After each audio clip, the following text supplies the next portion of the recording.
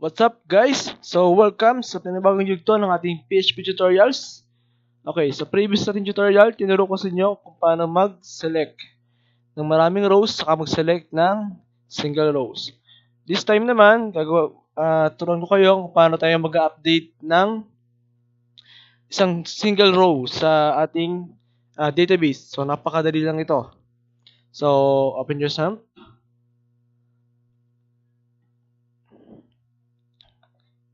Start Apache and MySQL. Go to your Sublime. Ito yung tatlong file na ginagawa natin. So, punta kayo sa transact.php. Then, copy nyo lang itong select na function. Update. Exportan nyo lang ito.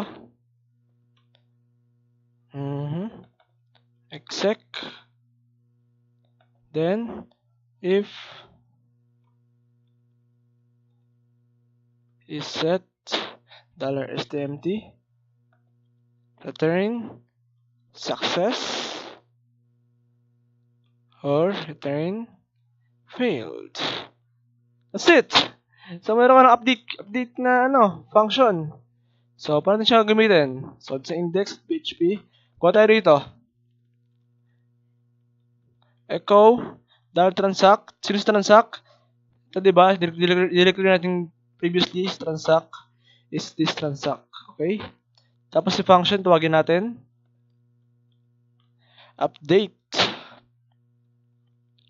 Yung query nyo. So, update. Anong table? Sample table. Set first name equals Baluga. Okay. Save. Sa browser.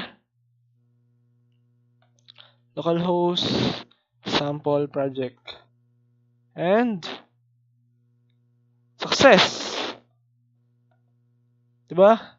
So, refresh ko lang yan. Dapat magiging Baluga na yan. Baluga na, diba? So, ito, diba ito kasi bago insert lang yan. Okay? So, that's it.